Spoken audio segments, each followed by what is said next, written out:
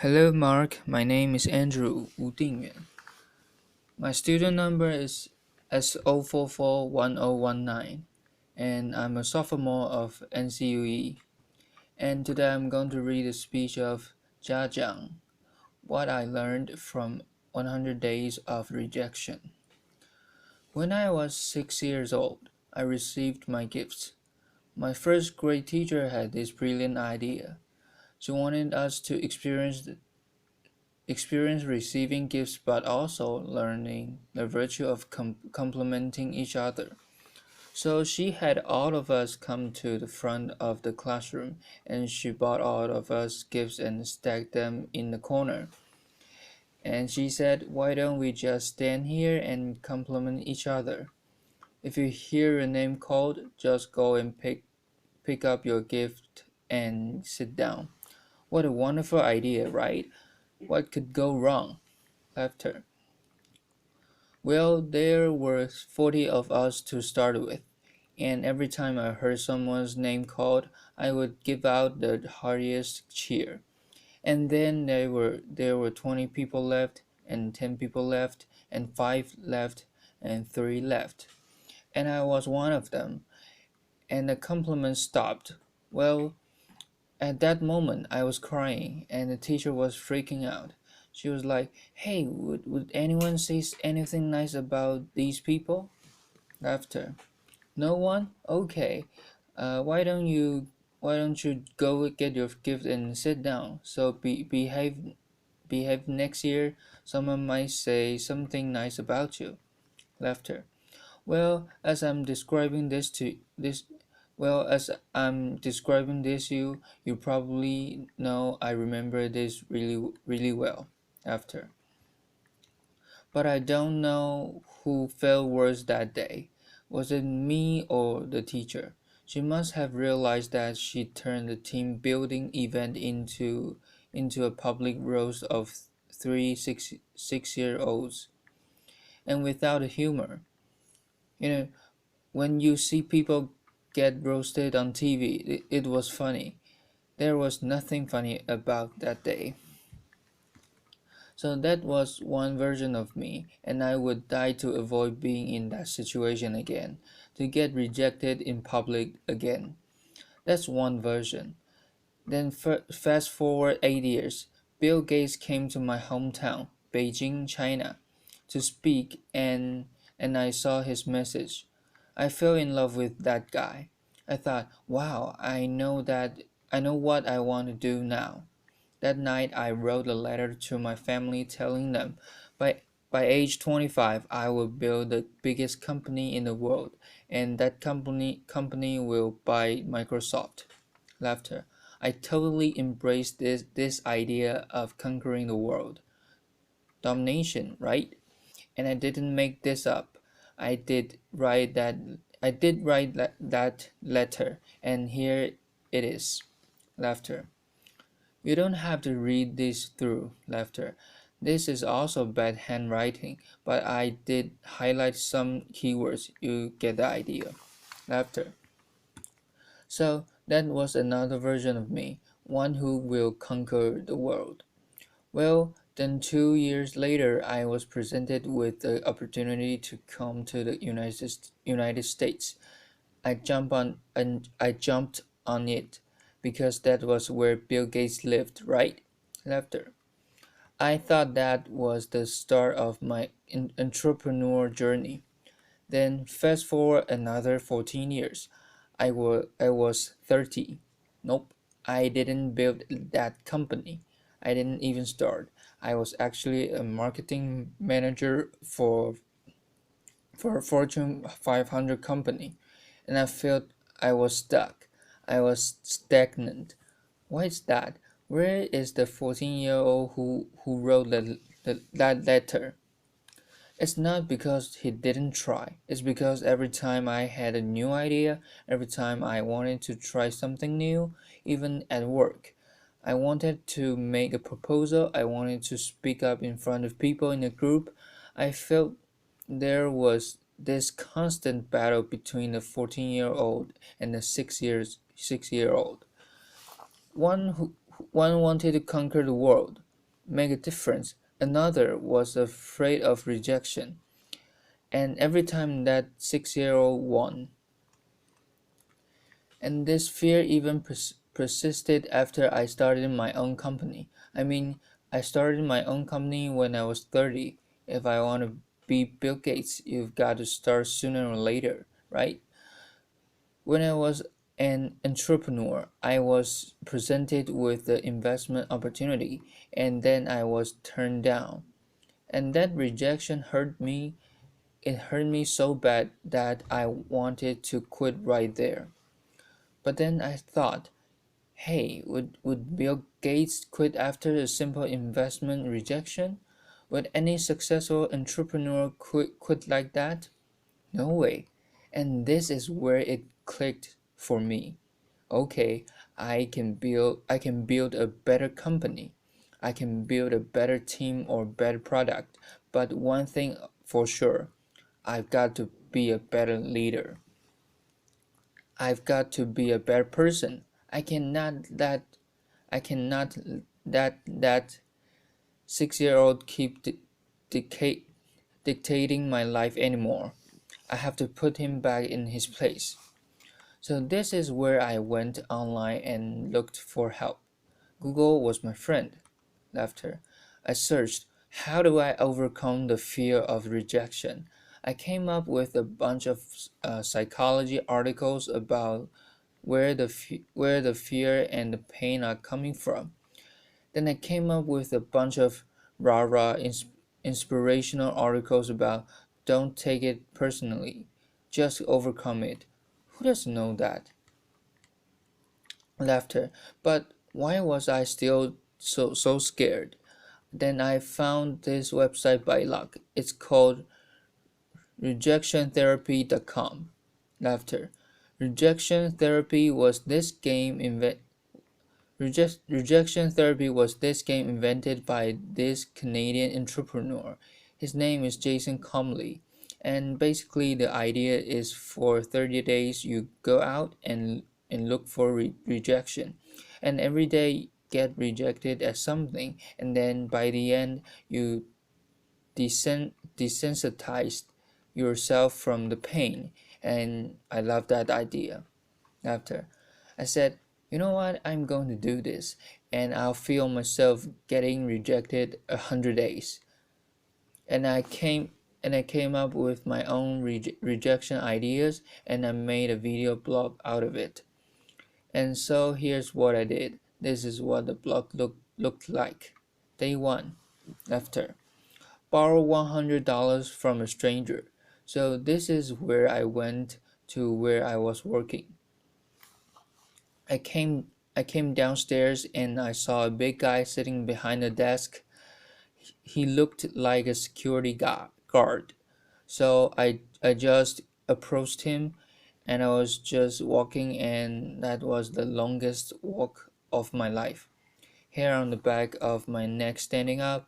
I was sweating and my heart was pounding and I got there and said, "Hey sir, can I borrow $100 from you?" Laughter. And he looked up. He's like, "No, why?" And I just said, "No, I'm sorry." Then I turned around and just ran. Laughter. I felt so embarrassed, but because I filmed myself, so that that night I was watching myself getting rejected. I just saw how scared I was. I looked like this kid in the sixth sense. I saw dead people. Laughter. But then I saw this guy, he wasn't that menacing. He was a chubby, lovable guy, and he even asked me why. In fact, he invited me to explain myself, and I could have said many things. I could explain. I could negotiate it. I didn't do anything of that, and all I did was run. I felt, wow, this is like a microcosm of my life. Every time I felt the slightest rejection, I would just run as fast as I could. And you know what? The next day, no matter what happens, I'm not going to run. I'll stay engaged. Day 2, request a burger refill. After. It's when I went to a burger joint. I finished lunch and I went to the cashier and said, "Hi, can I get a burger refill?" After. He was all confused like, "What's a burger refill?" Laughter. I said, "Well, it's just like a drink refill but with a burger." And he said, "Sorry, we don't do burger refill, man." Laughter.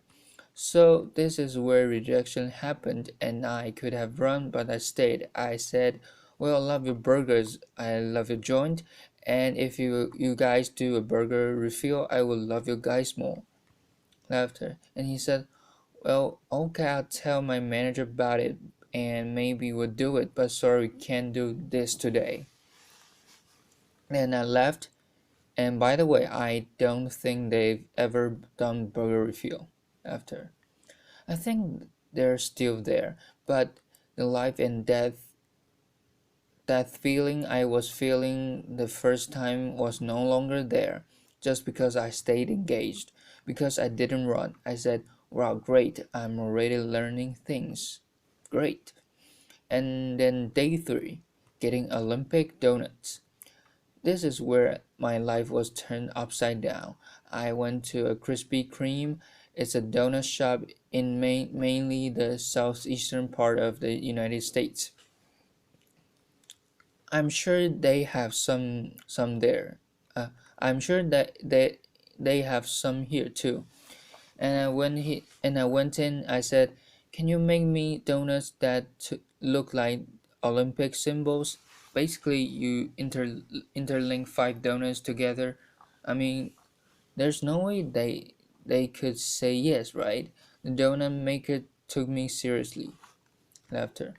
So she put out paper, started to jotting down the colors and the rings, and it's like, "How can I make this?" And then fifteen minutes later, she came out with a box that looked like Olympic rings, and I was so touched. I just couldn't believe it. And that video got over 5 million views on YouTube. The world couldn't believe that either. Laughter. Because of that, I was in newspapers, in talk shows, in everything, and I became famous. A lot of people started writing emails to me and saying, "What you're doing is awesome." But fame and notoriety did not do anything to me. What I really wanted to do was learn and to change myself. So I turned the rest of my 100 days of rejection into this playground, into this research project. I wanted to see what I could learn. And then I learned a lot of things. I discovered so many secrets. For example, I found if I just don't run, if I got rejected, I could actually turn a no into a yes. And the magic word is why. So one day I went to a stranger's house and I had this flower in my hand, knocked on the door and said, "Hey, can I plant this flower in your backyard?" Laughter. And he said, "No," but before he could leave, I said, "Hey, can I know why?" And he said, "Well, I have this dog that would dig up anything I put in the backyard. I don't want to waste your flower. If you want to do this, go across the street and talk to Connie. She loves flowers." So that's what I did. I went across the I went across and knocked on Connie's door, and she was so happy to see me. Laughter. And then half an hour later, there was a flower in Connie's backyard. I'm sure it looks better now. Laughter. But had I left after the initial rejection, I would have thought, well, it's because the guy didn't trust me. It's because I was crazy, because I didn't dress up well. I didn't look look good. It was none of those. It was because what I offered did not fit what he wanted, and he trusted me enough to offer me a referral using sales term. I converted a referral. Then one day, and I also learned that I can actually say certain things and maximize my chance to get a yes. So, for example, one day I went to a Starbucks and asked the manager, "Hey, can I be a Starbucks greeter?" He was like, "What's a Starbucks greeter?" I said, "Do you know those Walmart greeters? You know, those people who say hi to you before you walk in the store and make sure you don't steal stuff." Basically, I want to give a Walmart experience to Starbucks customers after. Well, I'm not sure that's a good thing actually. Actually, I'm pretty sure it's a bad thing. And he was like, "Oh, yeah, this is how he looked. His name is Eric." And he was like, "I'm not sure. This is how he was hearing me. Not sure." And he then I asked him, "Is that weird?" He's like, "Yeah, it's really weird, man." But as soon as he said that, his whole demeanor changed. It's as if he's putting all the doubt on the floor, and he said, "Yeah, you can do this. Just don't get too weird." Laughter. So for the next hour, I was the Starbucks greeter. I said hi to every customer that walked in, and gave them holiday cheers. By the way, I don't know what your career trajectory is. Don't be a greeter. Laughter. It was really boring, but then I found I could do this because I mentioned. Is that weird? I mentioned the doubt that I was having, and because I mentioned "is that weird," that means I wasn't weird. That me that means I was actually thinking just like him, seeing this as a weird thing. And again, I learned that if I mention some doubt people might have before I asked the question, I gained their trust. People were more likely to say yes to me. And then I learned I could fulfill my life dream by asking. I came from four generations of teachers, and my grandma has always told me, "Hey, Ja, you can do anything you want, but it'd be great if you become a teacher." Laughter. But I wanted to be an entrepreneur, so I didn't. But it has always been my dream to actually teach something. So I said, what if I just ask and teach a college class? I lived in Austin at that time, so I went to University of Texas at Austin and knocked on professors' doors and said, "Can I teach your class?" I didn't get anywhere the first couple of times, but because I didn't run, I kept doing it. And on the third trial, the professor was very impressed. He was like, "No one has done this before." And I came in prepared with PowerPoints and my lesson. He said, "Wow, I can use this. Why don't you come back in 2 months? I'll fit you in my curriculum." And 2 months later, I was teaching a class. This is me. You probably can see. This is a bad picture. Sometimes you get rejected by lighting. After. But now, when I finished teaching that class, I walked out crying because I thought I could fulfill my life dream just by simply asking. I used to think I have to accomplish all these things. I have to be a great entrepreneur or get a PhD to teach. But no, I just asked and I could teach. And in that picture, which you can see, I quoted Martin Luther King Jr. Why? Because in my research, I found that people who really changed the world, who changed the way we lived and the way we think, are the people who were met with initial and often violent rejections. People like Martin Luther King Jr., like Mahatma Gandhi, Nelson Mandela, or even Jesus Christ. These people did not let rejection define them. They let their own reaction after rejection define themselves, and they embraced rejection.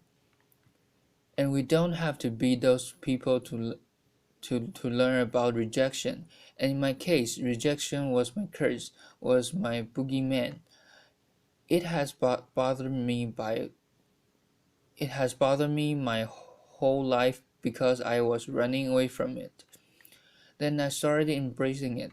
I turned that into the biggest gift in my life. I started teaching people how to turn rejections into opportunities. I use my blog, I use my talk, I use the book I just published, and I'm even building technology to help people overcome their fear of rejection. When you get rejected in life, when you are facing the next obstacle or next failure, consider the possibilities. Don't run. If you just embrace them, they might become your gift as well. Thank you. Applause.